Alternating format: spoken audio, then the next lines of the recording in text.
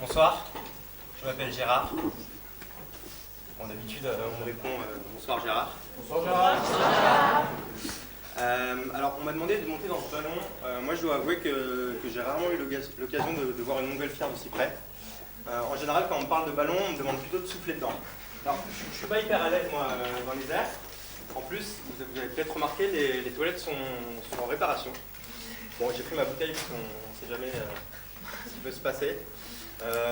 D'ailleurs, j'ai eu un petit incident dans un avion, des petits problèmes d'urine, et je tire un grand coup de chapeau à mon avocat pour m'avoir tiré de cette affaire. Alors moi, ce soir, je dois vous convaincre de ne pas me jeter de ce ballon. Vous savez, à mon âge, je ne sais pas quel âge j'ai, mais genre, à mon âge, je ne suis pas certain de pouvoir survivre à une chute d'1 kilomètre de haut. Donc songez-y. Je suis né le lendemain de la veille de ma naissance, et dans mon enfance, ce qui m'a le plus frappé, c'était mon père, de manière générale.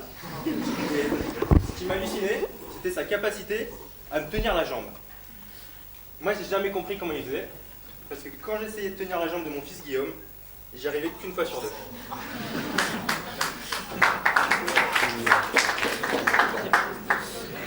Quand j'étais jeune, j'étais déjà fêtard. Mon grand truc, c'était de donner des surnoms aux filles en fonction du taux d'alcoolémie dont j'avais besoin pour les draguer. Toi qui filmes, par exemple, tu serais sobre. Toi, tu serais plutôt 2 grammes. Coma éthylique. D'accord. Oui, alors j'ai lu un article récemment sur les dangers de l'alcool sur la santé. Et il y a eu une véritable prise de conscience. Depuis, j'ai complètement, mais alors vraiment complètement arrêté de lire. Le jour de la naissance de mon premier enfant, ça a changé ma vie. Parce qu'en fait, il se trouve qu'il est né sous. Mais pas sous une bonne étoile, ou voilà, il est né sous ivre, quoi. Et les médecins n'avaient jamais vu ça. Ils sont allés voir ma femme. Madame, une question nous brûle les lèvres. Qu'avez-vous fait? Ma femme a répondu. Écoutez, d'abord, moi aussi ça me brûle les lèvres. Mais tout va bien. Oh. Moi j'aime ma femme. Depuis le début, ce qui m'a plu chez elle, c'était sa grande terrasse. Ma femme, c'est un surhomme. Enfin, une surfemme. C'est presque un homme, quoi.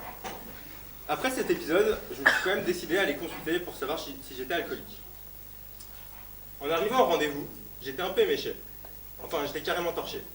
En même temps, il était 16h, et comme je sortais du resto mexicain, c'était plutôt normal que je sois burrito. D'ailleurs, dans ce restaurant, j'étais avec 2 amis.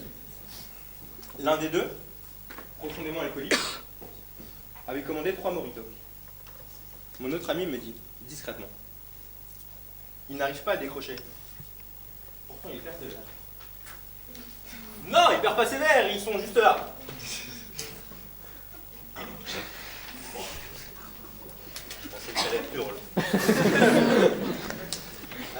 Bref, donc je dis au médecin, c'est la 4e fois de la semaine que j'étais dans cet état. Il me regarde et il me demande, c'est la 4e fois que vous êtes sous cette semaine, vous savez ce que ça signifie? Je réponds, j'imagine qu'on est jeudi. Monsieur Depardieu, me dit-il, vous avez un problème, mais je ne peux pas vous dire précisément à quoi c'est dû. C'est peut-être à cause de l'alcool. Très bien, docteur, je repasserai quand vous aurez dessoulé, lui dis-je en partant. L'alcool, je suis un peu tombé dedans quand j'étais petit. Mais aujourd'hui, je suis réellement décidé à me sortir de cette addiction, bien trop répandue dans le showbiz. Il va falloir se faire à l'idée que Johnny va bientôt mourir à cause de ça. Pareil, la chanteuse Adèle, elle buvait tout le temps, et aujourd'hui elle est morte Adèle. Ce qui me dérange le plus, c'est que l'alcool m'a fait changer. Avant j'étais de gauche, j'ai fait campagne pour Mitterrand. En 2007, j'ai apporté mon soutien à Nicolas Sarkozy. Ivre, je suis devenu de droite. Et comme tous les gens de droite, j'aime mon pays. Ses hommes, son histoire, ses écrivains, sa culture, son drapeau blanc, bleu, rouge. J'aime par-dessus tout son président. Vladimir Poutine est vraiment un homme exceptionnel. Mes chers amis, mes talents d'acteur vous seront nécessaires à bord de ce ballon. Je suis capable de tenir le rôle d'une infinité de personnages. Un débile échappé d'un asile, un homme des cavernes, aux cheveux sales, un délinquant sexuel, un policier violent, un Gaulois gourmand mais pas gros. Les gars, j'ai joué dans Tais-toi, dans Astérix Mission Cléopâtre, et dans R majuscule, R majuscule, R majuscule, R minuscule, R minuscule, R minuscule, point de vue.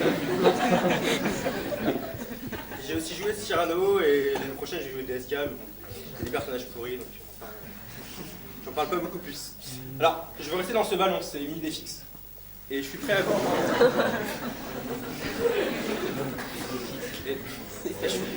Non, fermez bien vos gueules, s'il vous plaît. Et je suis prêt à vous virer un par un de ce ballon.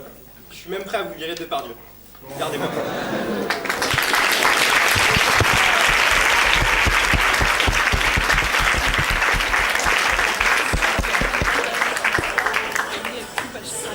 Coupe à chaque candidat.